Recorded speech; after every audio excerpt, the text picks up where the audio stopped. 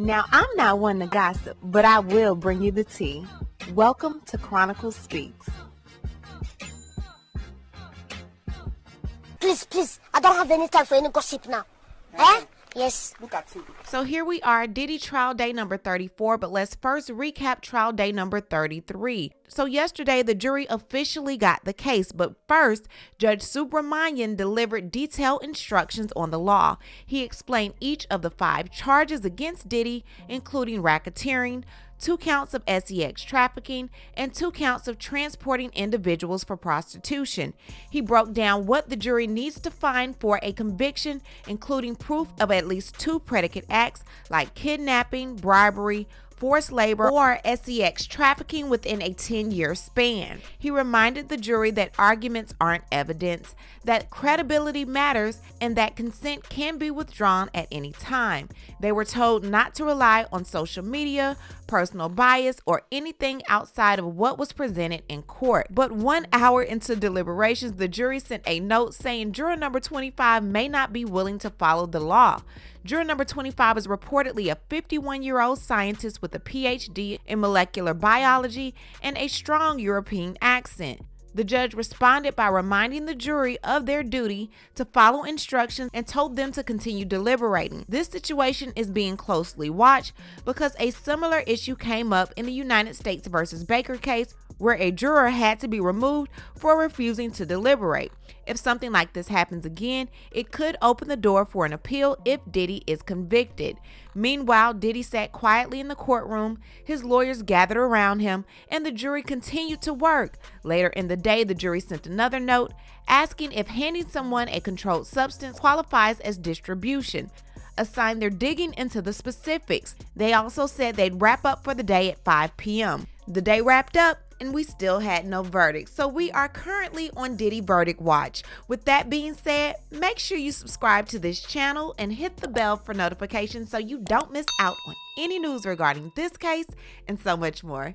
Now let's get back into it. So the judge is currently on the bench, but towards the end of yesterday, the jury sent the judge a note with a question about charges concerning the distribution of controlled substances. The judge said he would answer that question today. So on today, Judge Arun Subramanian said he will send the jury a note saying in response to the jury's question, the court refers the jury to page 37, lines 1 through 3 of its jury charge, and then quotes the language from the instructions. Those lines from the charges say, the word distribution means actual constructive or attempted transfer. To distribute simply means to deliver, to pass over, or to hand over something to another person, or to cause it to be delivered, passed on, or handed over to another. Distribution does not require a sale. The judge rejected other proposed language from both prosecution and the defense attorneys. The defense had suggested referring the jury back to the full set of transcripts or other parts of the charge, while prosecutors had proposed simply responding yes. So now the jury is continuing deliberations. Sean P. Diddy Combs stopped to talk to his mother, Janice Combs, seated in the gallery before leaving the courtroom with the marshals. Combs leaned over and whispered to his mother, telling her he was headed back to a cell. Just relax, it's gonna be all right, he said. He added that he loved her outfit. She is wearing a green and cream zebra print outfit. So now the jury has sent yet another note, and they are asking for transcripts of 2 witnesses' testimonies.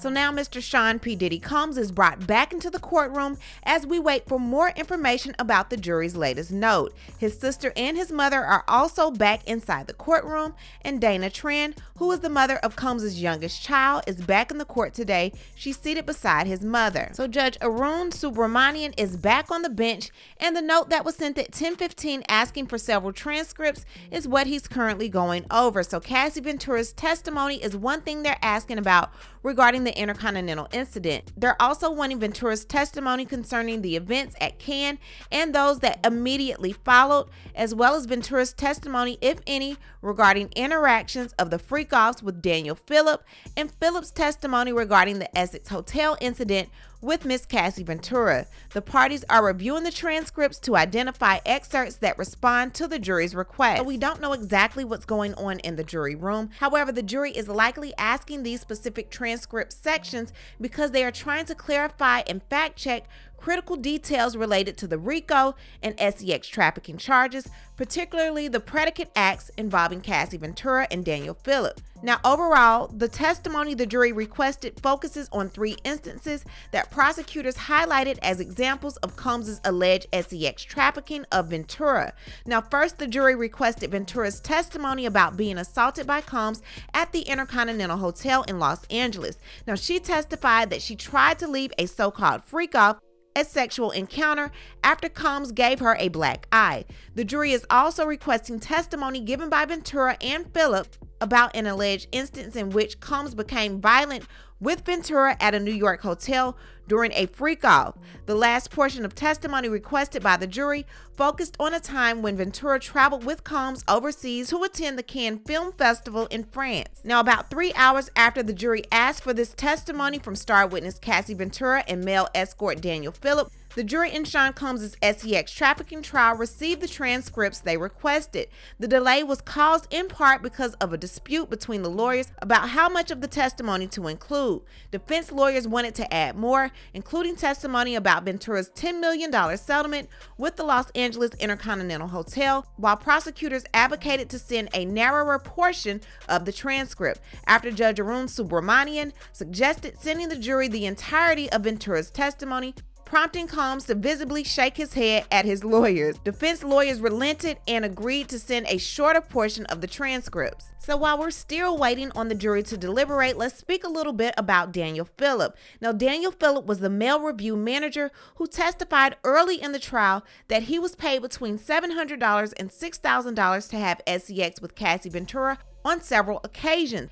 Phillip was one of the first witnesses to take the stand when the trial first began. He testified not only about being paid to have SEX with Ventura, but also about an occasion when Ventura instructed him to urinate on her while Combs watched. Phillip further testified that Combs recorded them having SEX on 1 or 2 occasions using a phone or a camcorder. During the first encounter around 2012, Phillip testified that he went to a New York City hotel expecting to perform at a bachelorette party, but instead he found Ventura and a man wearing a mask whose voice he recognized as Combs. Phillip said he received money from Ventura to have SEX with her. Now, Phillip recounted one incident in which he testified he saw Combs shout at Ventura before dragging her by her hair into the bedroom. He said he heard Cassie screaming and repeatedly saying, "I'm sorry," while also hearing what sounded like Combs slapping her. Phillip said he did not report the incident because he feared for his life. "I was completely shocked and messed up in my head. There was nothing I could do," he testified. "She was afraid and I could see she was afraid." So the judge eventually ruled that the jury will get the transcripts for Cassie Ventura's testimony about the days before and after the incident at the Intercontinental. The jury will also receive Ventura's testimony regarding her Instagram post in response to her release of the Intercontinental surveillance video. The judge ruled over an objection from prosecutors. Prosecutor Emily Johnson said they could send the jury the testimony excerpts that are responsive to the jury's other 3 requests now. This is currently 1:00 p.m. So here's what we currently know about the 12 jurors. Juror number 2 is a 69-year-old man who works as a massage therapist in Manhattan. He has a bachelor's of fine arts in acting from New York University. Juror number 5 is a 31-year-old man who works as an investment analyst. His hobbies include golf, tennis, and video games, and he described himself as an active churchgoer. Ooh. Juror number 25 is a 51-year-old man who works as a scientist and who lives in Manhattan with his domestic partner. That was the one that was giving us a little bit of trouble yesterday. Now, juror number 28 is a 30-year-old woman who lives in the Bronx with her mother and brother. She works as a deli clerk at a grocery store.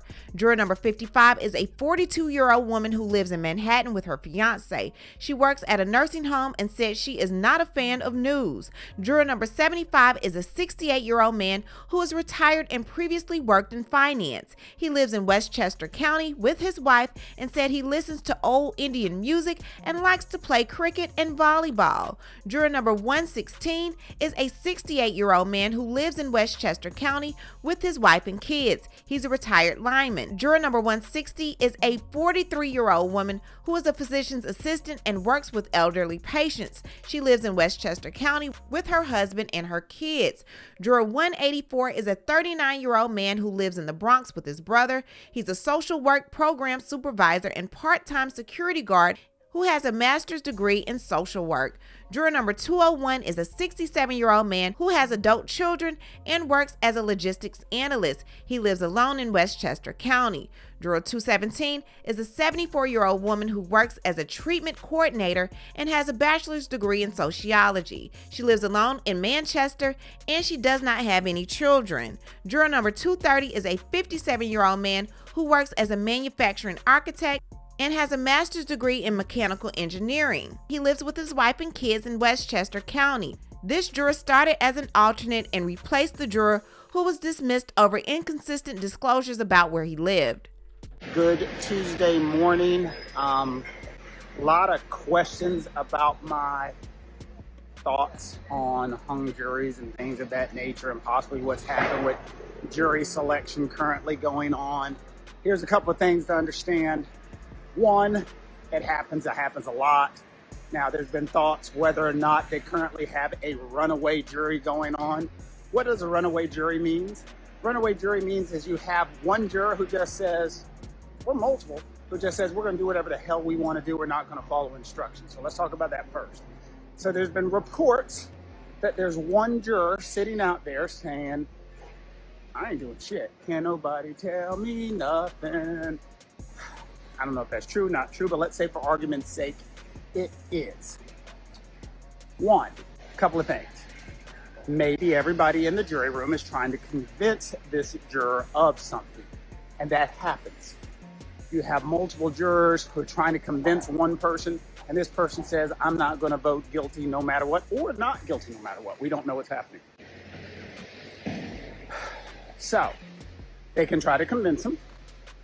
That person can say, I ain't going to do whatever the hell y'all want to do.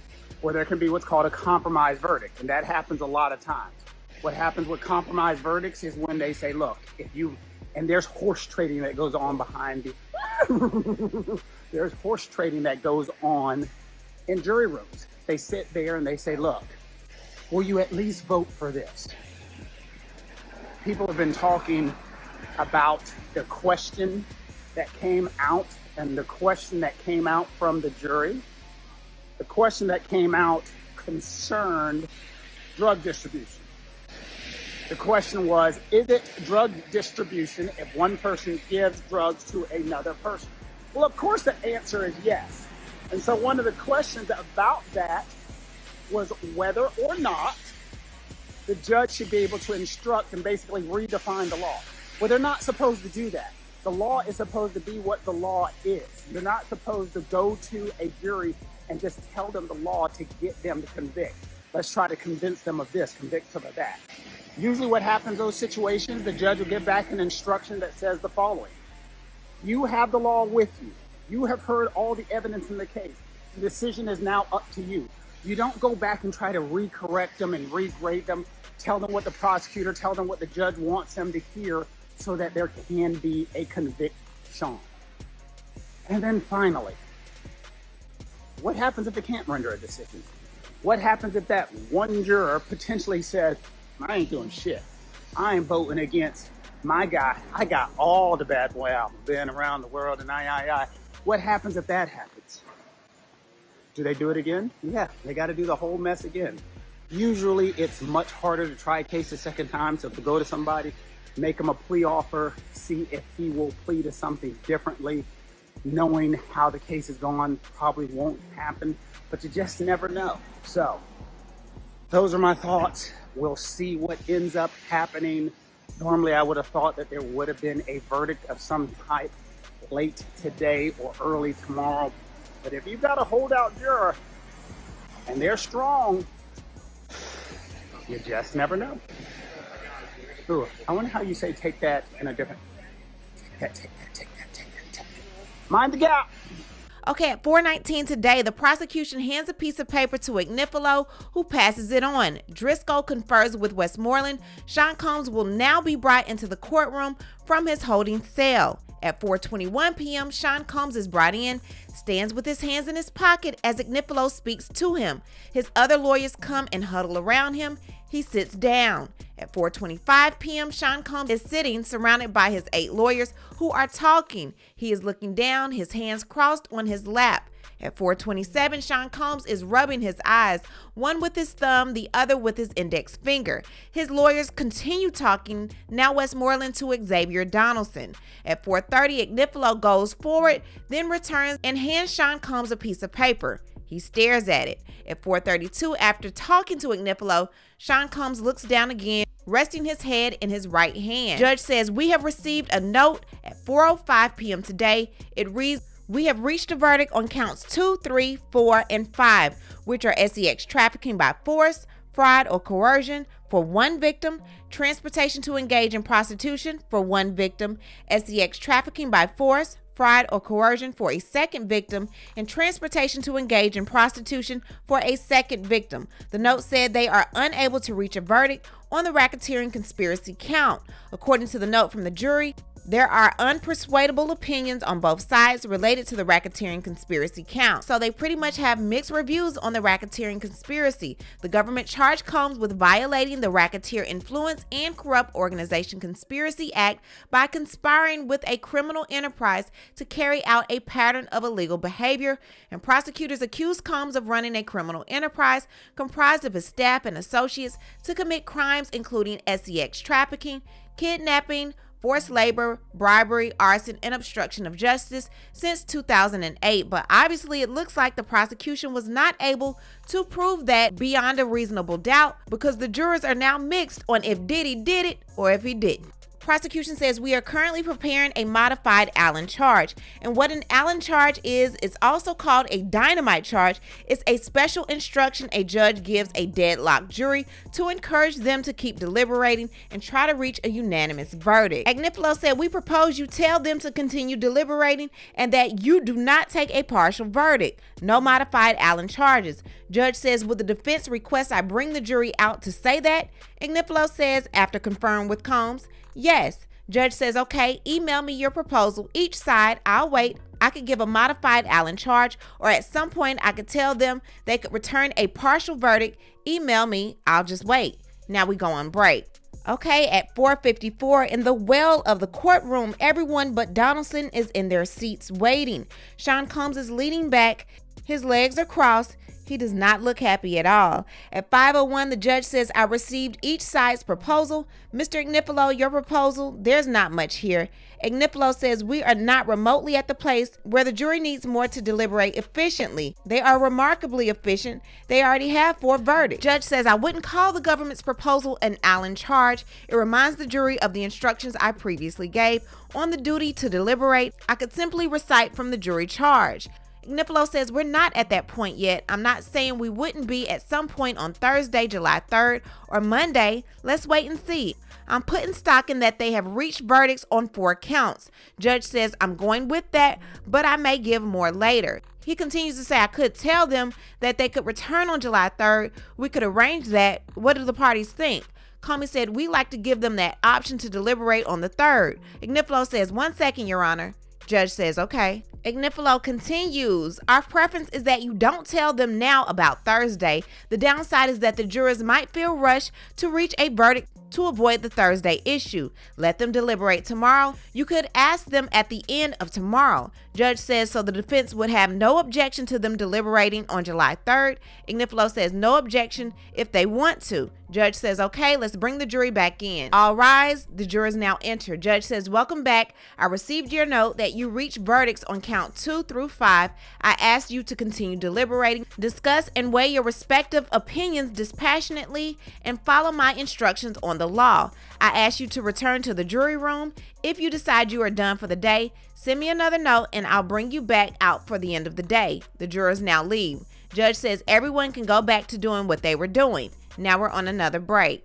Now the judge says, we have received a note that the jurors have concluded for the day and will resume tomorrow. We'll bring them back out. All rise. The jurors file back in. Very briefly, thank you. Tomorrow, go directly into the jury room. Keep an open mind. Do not watch or read about this case. We'll see each other tomorrow. All rise. The jurors leave. Judge says anything? No. Now the court is adjourned for today. This was a lot. I know Diddy will not get any sleep tonight. I could only imagine. What I need to do is hear from you. What do you think about everything going on with the Diddy trial today?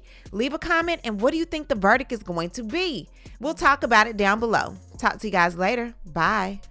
As always, thanks for watching. But before you go, don't forget to subscribe to this channel, like this video, and hit the bell so you don't miss out on any of my new episodes.